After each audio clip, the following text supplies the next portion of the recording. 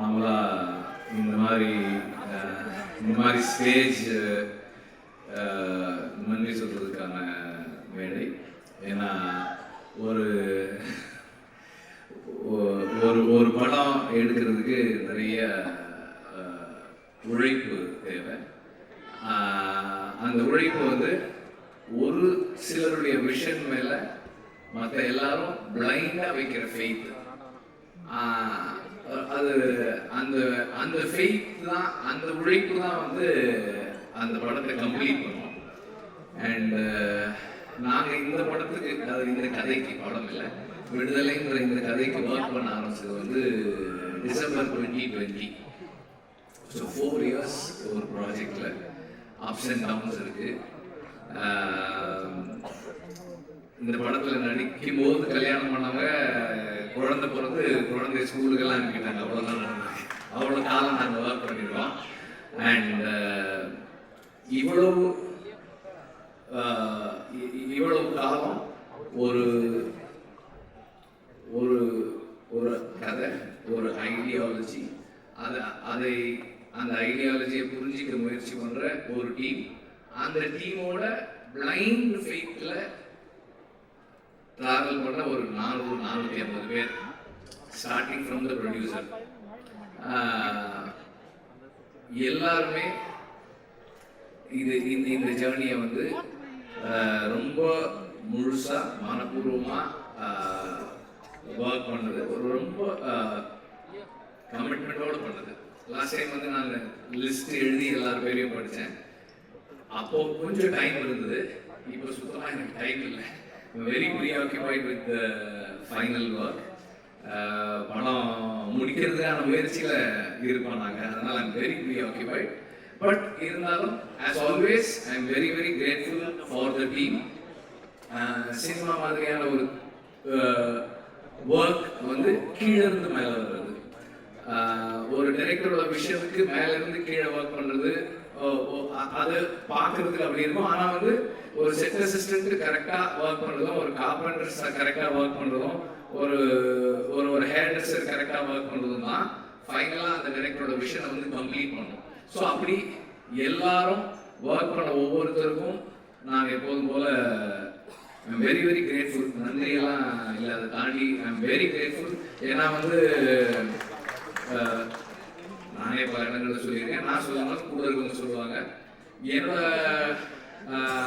Assistant directors மாதிரி, என்னோட team மாதிரி, அசிஸ்டன்ட் டைரக்டர்ஸ் இல்லை, என்னோட அசிஸ்டன்ட் கேமராமேனாக இருக்கட்டும், ஆர்ட் டைரக்டருடைய அசிஸ்டன்ஸாக இருக்கட்டும், எங்கள் ஸ்பாட்டில் எல்லாருமே என்னோட அசிஸ்டன்ஸாக தான் ஒர்க் பண்ணுவாங்க. இந்த மாதிரி ஒரு டீம் எங்கேயுமே பார்க்க முடியாது. ஏன்னா நார்மலாக அசிஸ்டன்ட் டைரக்டர்ஸ் எப்படி ஒர்க் பண்ணுவாங்கன்னா, ஒரு ஸ்கிரிப்ட் இருக்கும், இன்னைக்கு வந்து இந்த சீன்லாம் எடுத்து போகிறோம் அப்படின்னு இருக்கும், அதுக்கு இந்த ஆர்டிஸ்ட் வருவாங்க, இந்த ப்ராப்ஸ் இருக்கும், இதெல்லாம் இருக்கும், அப்படிதான் ஒர்க் பண்ணுவாங்க. ஆனால் எங்கள் டீம் எப்படி ஒர்க் பண்ணுனா, ஓகே இன்னைக்கு இந்த ஆர்டிஸ்ட் வர சொல்கிறாரு, அப்போ இந்த சீன்லாம் இருக்கும், அப்படி இல்லைன்னா இந்த லொக்கேஷன் நம்ம போகிறோம், அப்போ அந்த சீன்லாம் இருக்குமோ, எந்தெந்த பீரியட்லாம் இருக்கும். இப்போ நான் திடீர்னு போயிட்டு அதான் நினைக்க சொன்னேன், அந்த பீரியட் 70s வரணும், இது ஆனால் ரெடியாக இருக்கு, ரெடியா இருக்கு, ஓகே அப்போ அது 60s அதுவும் ரெடியா இருக்கு. இந்த மாதிரி அவங்களே பாதி கோ கிரியேட்டர்ஸா இருந்தா மட்டும்தான் இப்படியெல்லாம் ஒர்க் பண்ண முடியும். அண்ட் இந்த மாதிரி இந்த கண்டிஷன்ஸ்ல ஒர்க் பண்றவங்க தே themselves are directors. அவங்க இப்போ நம்ம கூட நம்ம அசிஸ்ட் பண்றாங்களே தவிர அவங்களே வந்து எல்லா decisions, most of the decisions எடுத்து தான் பண்றாங்க. இந்த மாதிரி ஒரு டீம் இல்லைன்னா என்னால வந்து ஒரு டைரக்டர்னு பேர் வாங்கவே முடியாது. ஏன்னா வந்து ஐ எம் வெரி ஸ்கேட்டர்ட். என்னோட இங்கே ஒன்று பண்ணுவேன், அங்கே ஒன்று பண்ணுவேன், அங்கே ஒன்று பண்ணுவேன், இதெல்லாம் ஒன்றா கட்டி இழுக்கிறது வந்து என்னோட டீம் தான். அவங்க தான் வந்து அதை ஒழுங்குபடுத்தி வைக்கிறாங்க. So I'm really grateful to have a team like this. And இதனுடைய எக்ஸ்டென்ஷனாக தான் எனக்கு வந்து வேல்ராஜும் ஜாக்சனும் ராமரும் இருக்காங்க.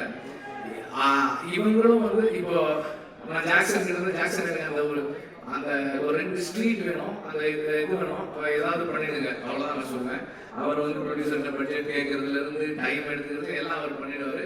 ஷூட்டிங் ஒரு 2 நாளைக்கு முன்னாடி செட்டு முடிஞ்சிருச்சா அப்படின்னு கேட்பேன். வந்து ஒரு தடவை பாருங்கன்னு. சரி முடிஞ்ச உடனே சொல்லுங்க, நான் வந்து பார்க்குறேங்க.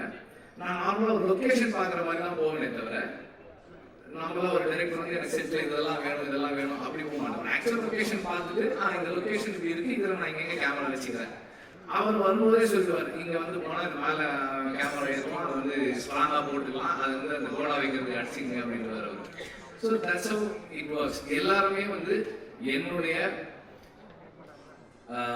ஸ்கேட்டர்ட் தாட் ப்ராசஸை அண்டர்ஸ்டாண்ட் பண்ணிக்கிட்டு எனக்குள்ள இருந்து டீசெண்டான ஃபிலிம்ஸ் வர்றதுக்கு ஹெல்ப் பண்ணுறாங்க. So I'm very grateful to have a team like this. இந்த டீமில் மை என்ன சொல்றது, என்னுடைய my greatest gratefulness is to have Raja sir in this team. ஏன்னா வந்து நார்மலாக வந்து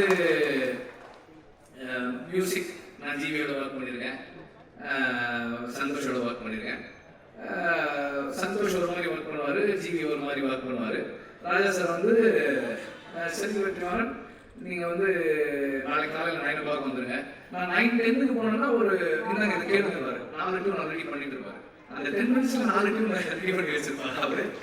and is very punctual, which is little என்ன சொல்றது, எனக்கு அவ்வளோ கன்வீனியன்ட் கிடையாது, கொஞ்சம் இன்கன்வீனியன்டாக எனக்கு. ஆனால் இன்னைக்கு காலையில் 9 o'clock வரேங்க, 9:25 கால் பண்ணாரு. என்ன வெற்றிமாறன் என்ன இன்னும் வரல சார், வந்துகிட்டே இருக்கு சார் அப்படின்னு அவசரமாக போனேன். ஸோ எனக்கு வந்து ஒரு அந்த மியூசிக் சைடில் எனக்கு எதுவுமே கவலையே இல்லை. நான் யோசிக்கவே மாட்டேன். சார் இந்த மாதிரி ஒரு சாங் சார், ஓகே இந்த மனசுல சாங் அப்படிதான் ஒரு சார், நான் வந்து ஒரு சீக்வன்ஸ் பண்ணியிருக்கேன் சார், ஐ திங்க் ஒரு சின்னதாக ஒரு சாங் இருந்தால் நல்லா இருக்கும் எனக்கு தோணுது சார், அந்த சீக்வன்ஸ் காட்டுறேன் அப்படின்னா. சரி காட்டுறேன்னாரு, நான் காமிச்சேன். அதில் இந்த ப்ரொட்டாகனிஸ்ட் வந்து அந்த ஃபீமேல் ப்ரொட்டாகனிஸ்ட் லீட் கிட்ட ப்ரொட்டாகனிஸ்ட் பேசிக்கிறேன். பேசும்போது எனக்கு இந்த இடத்துல பேசலாமான்னு தெரியல, ஆனால் பேசாமல் தான் ஒரு மாதிரி இருக்கு, ஒரு மாதிரி அன்கம்ஃபர்டபுளாக இருக்கு அப்படின்னு சொல்லி அவன் சொல்லுவான். சீன்லாம் பார்த்தாச்சு. ஒரு 2 days கழிச்சு ரெக்கார்டிங் கம்போசிங் உதாரணம்னு சொன்னார். ஒரு 5-6 டியூன்ஸ் கம்போஸ் பண்ணிட்டு அதில் ஒரு சீன் ஒரு டியூன் டிசைட் பண்ணோம். நெக்ஸ்ட் மார்னிங் அவர் கால் பண்ணார். இல்லை வெற்றிமாறன், நான் அதை யோசித்தேன், நான் வேற ஒன்று பண்ணியிருக்கேன், நீங்கள் வாங்க அப்படின்னாரு. ஆக்சுவலாக நான் அவருக்கு காமிச்சு எனக்கு அந்த சீன் மறந்துருச்சு. இவர் டியூன் பண்ணிட்டு லிரிக் எழுதிட்டார். மனசுல ஒரு மாதிரி இருக்கு அப்படின்னு, ஒரு மாதிரியா இருக்கு, நல்லா இருக்கு சார். அப்போ சொன்னார், அந்த சீன் அவன் சொல்றான்ல அது நல்லா அது அப்படின்றாரு. ஸோ அது எனக்கு வந்து ரொம்ப ஆச்சரியமா இருக்கு. நான் அசிஸ்டன்ட் டைரக்டர் ஒர்க் பண்ணும்போதே நோட் பண்ணியிருக்கேன். அதாவது சார் வந்து படத்தை ரீல் ஒரு தடவை பார்ப்பாங்க, பார்த்துட்டு நோட்ஸ் எழுத போயிட்டு திரும்பி வந்து இன்ஜினியர்கிட்ட சொல்லுவார், அந்த 24வது அடி 14th ஃப்ரேம்ல இருந்து சீன் ஸ்டார்ட் பண்ணுங்க. கரெக்டாக அங்கேருந்து வச்சு அந்த மியூசிக் கரெக்டாக இருக்கும், அந்த சேஞ்ச் ஓவர் கரெக்டாக இருக்கும். ஸோ அவ்வளோ மெமரியோட அவ்வளோ ஷார்ப்பாக ஒர்க் பண்ணுவார். அதை நம்ம நேரில் பார்க்கும்போது, பக்கத்துல இருந்து பார்க்கும்போது அந்த மைண்டை அண்டர்ஸ்டாண்ட் பண்ணுறது வந்து it is a great experience அப்படின்னு சொல்லுவேன். எனக்கு ரொம்ப அண்ட் எல்லாரும் சொல்ல ஒரு எக்ஸ்டென்ஷனா ராஜா சார் பேசுறது, அவங்க எல்லாம் பேசுறது கேட்பாங்க. நான் அவருக்கு தெரியாம எப்போ போனாலும் இந்த கேமரா ஆன் பண்ணி அப்படியே வச்சு உட்காந்து எல்லாம் ரெக்கார்ட் பண்ணி வச்சிருக்கேன். ராஜா சார் வந்து கீபோர்டு உட்காந்து அந்த ஹார்மோனியம்ல உட்காந்து அந்த டியூன் எப்படி வருதுன்றதெல்லாம் எடுத்து வச்சிருக்கேன். நான் I really enjoy the privilege. I feel it's a privilege எனக்கு. அண்ட் அவர் வந்து எனக்கு நிறைய ஸ்பேஸ் கொடுக்குறாரு. இந்த சென்ஸ் பர்சனலாக அவரோட இன்ட்ராக்ட் பண்ணுறதுக்கு, பேசுறதுக்கு, நமக்கு பிடிச்சதை சொல்கிறதுக்கு. அப்புறம் வந்து ராஜா சார்கிட்ட நான் பார்த்த ஒரு விஷயம் என்னன்னா, நம்ம ஒரு சாங் பண்ணுறோம், அந்த நேரம் நமக்கு அது கரெக்டாக இருக்குது. அப்புறமா வந்து as we take long time to make the film, அந்த ப்ராசஸில் ஏதாவது மிஸ் ஆகும்போது, சார் இல்லை சார் இது வேற மாதிரி இருந்தாலும் ஓகே அதை விட்டு வேற பாட்டு பண்ணிக்கலாம். அவரோட ஒரே அவன் என்னன்னா, இந்த படம் இந்த டைரக்டர் அவங்க விஷயம் என்ன, அதுக்கு நான் எப்படி கான்ட்ரிபியூட் பண்ண போறேன், what is my contribution to the film. அந்த personal like dislike ideology differences அதை பற்றியெல்லாம் அவர் கவலையே படுறது கிடையாது. I am here to do what you ask me to do. சொல்லு நான் செய்வேன், ஆனா நீ கரெக்டா சொல்லு, வாட் யூ வாண்ட், கிளியரா சொல்லு அப்படின்னு. நமக்கு கிளாரிட்டி இருக்காது, பாபா வேணும். ஆனாலும் அவர் வந்து சரி he gives the time, சரி உனக்கு என்ன வேணும், எப்படி வேணும், ஓகே எஸ் ஃபைன். இப்படி இந்த இந்த ஜேர்னியில் ஒரு 15-20 டியூன் ராஜா சார் பண்ணுற டியூன் நான் கேட்டிருக்கேன். அவர் எவ்வளோ ஃபாஸ்ட்டாக பண்ணுறாரு, அந்த ஃபாஸ்ட்டாக பண்ணுறதுன்றது ஒரு பெரிய இது இல்லைன்னு தான் நான் நினைக்கிறேன். ஏன்னா அது என்னவா மாறுது. இப்போ இந்த சாங் இப்போ கேட்கும்போது நம்ம நார்மலாக நோட்டீஸே பண்ண மாட்டோம். நம்ம நார்மலாக அதாவது மியூசிக்கலாக ட்ரெயின் ஆகாத ஆட்கள் நோட்டீஸே பண்ணாமல் விடக்கூடிய ஒரு சின்ன சைன் எங்கேயோ கேட்குது, ஒரு சின்னதாக ஒரு பெல் சவுண்ட் கேட்குது. இதெல்லாம் வந்து அது எப்படி அந்த இடத்துல வைக்கிறாரு, அந்த சவுண்டு நமக்கு எப்படி கேட்குது, இதெல்லாமே வந்து ஒரு பெரிய ஆச்சரியம். அவ்வளோ சாங் இருக்கு, மற்ற மியூசிக் இருக்கு, வாய்ஸ் இருக்கு, நடுவில் அந்த சாங் இந்த சவுண்ட் இந்த இடத்துல வச்சா கேட்கணும்லாம் ஒரு டிசைட் பண்ணி ஒரு ஃபைனலாக ஒன்று கொடுக்குறாரு இல்லையா. அதுதான் அந்த என்ன சொல்றது மியூசிக்கல் அந்த ஜீனியஸ் மியூசிக்கல் மைண்டு. அந்த பக்கத்துல இருந்து பார்க்கறது எனக்கு ரொம்ப சந்தோஷம். இதுல இந்த படத்துல 4 சாங்ஸ், 4 விதமான சாங்ஸ். ஸோ ஒரு இந்த ஜேர்னியில எனக்கு ராஜா சாரோட இருந்து அவரோட இன்ட்ராக்ட் பண்றதுக்கான ஆப்பர்ச்சுனிட்டிங்கிறது என்னுடைய லைஃப்ல, பர்சனல் லைஃப்ல என்ன நான் இம்ப்ரூவ் பண்ணிக்கிறதுக்கான ஒரு பெரிய கிஃப்டாக தான் நான் பார்க்குறேன். என்ன எல்லா விதத்துலையும் வந்து இம்ப்ரூவ் பண்ணிக்கிறதுக்கான ஒரு பாசிபிலிட்டி அது. அண்ட் ஆக்டர்ஸ் அண்ட் டெக்னீஷியன்ஸ், இப்போ எனக்கு வந்து இந்த படத்தில் பல இடங்களில் சொன்னாலும் திரும்ப சொல்கிறேன், 8 நாள் வாங்க அப்படின்னு ஷூட்டிங் கூப்பிட்டு போனேன் சேதுவை. இந்த செகண்ட் பார்ட் அன்னைக்கு ஷூட்டிங் முடிக்கும் போது எவ்வளோ நாள் ஆச்சு, ஃபர்ஸ்ட் பார்ட் செகண்ட் பார்ட் ரெண்டும் சேர்த்துன்னு கேட்டேன். 257 டேஸ் அப்படின்னு சொன்னாங்க. அதில் வந்து சேர்ந்து எப்படியும் ஒரு 120 டேஸாவது குறைஞ்சது நடிச்சிருப்பாரு. அந்த பேஷன்ஸுக்கு I am very grateful, thank you. Soori வந்து அதை விட அதிகமாக தான் நடிச்சிருப்பாரு. எல்லாருமே வந்து இப்போ ஷூட்டிங் இருக்கோ இல்லையோ இந்த படத்து கூடவே டிராவல் பண்ண நடிகர்கள் நிறைய பேர்.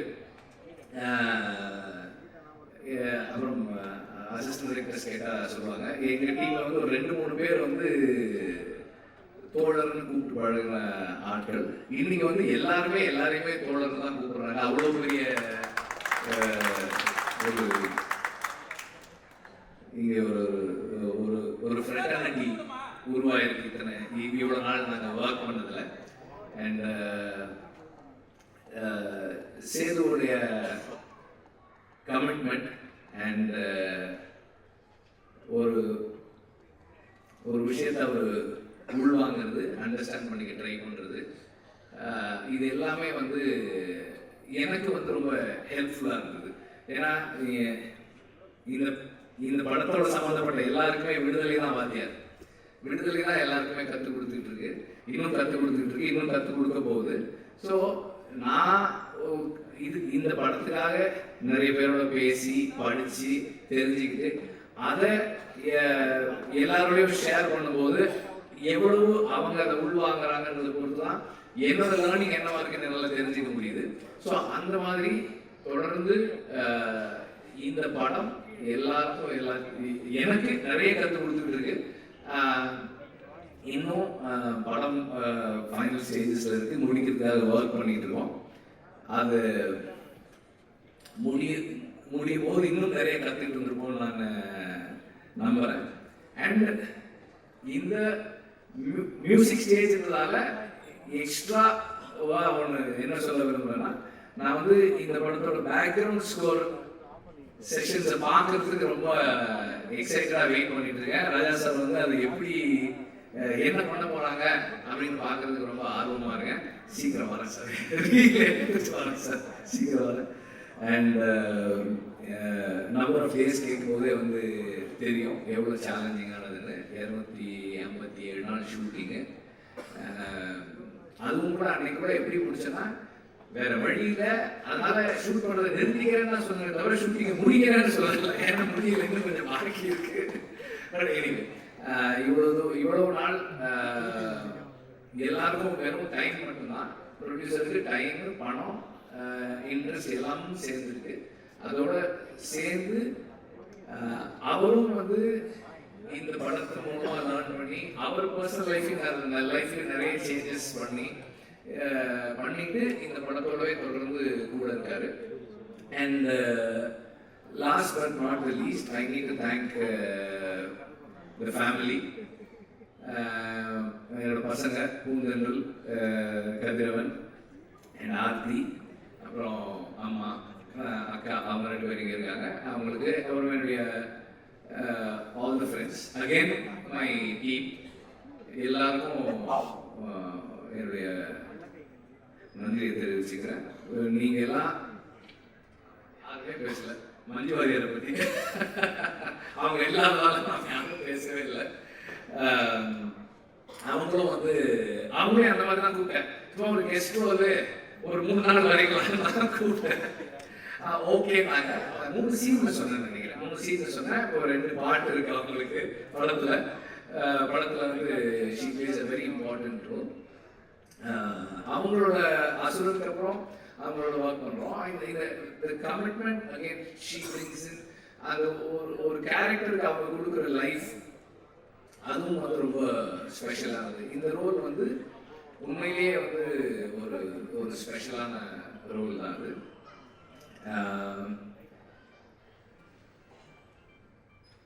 ஒரு படம் நல்லா வர்றதுக்கு அதெல்லாம் சொல்ல முடியாதுப்பா, என்னப்பா அது.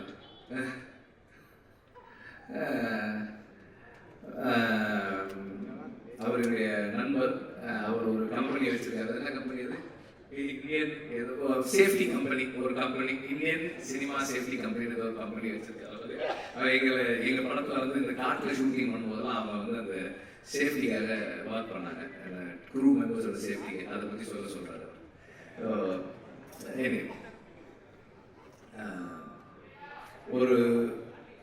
ஒரு படம் ஒரு டீசெண்டான படமாக மாறுறது அந்த டீம் தான் காரணம்.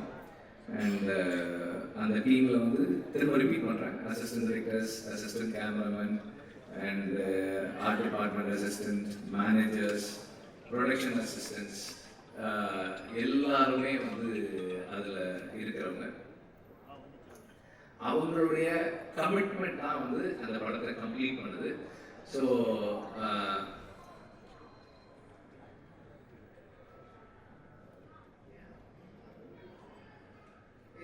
யார் பேரும் சொல்லிட்டுடா, ஏன்டா எல்லாரும் டீமா எல்லாரும் தானடா, எல்லாரும் தானடா.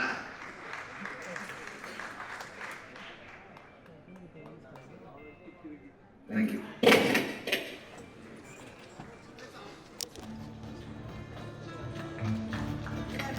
Thank you so much sir. அடுத்தபடியாக திரைப்படத்துடைய இசையமைப்பாளர் இளையராஜா அவர்கள் பேசுவதற்காக அன்போடு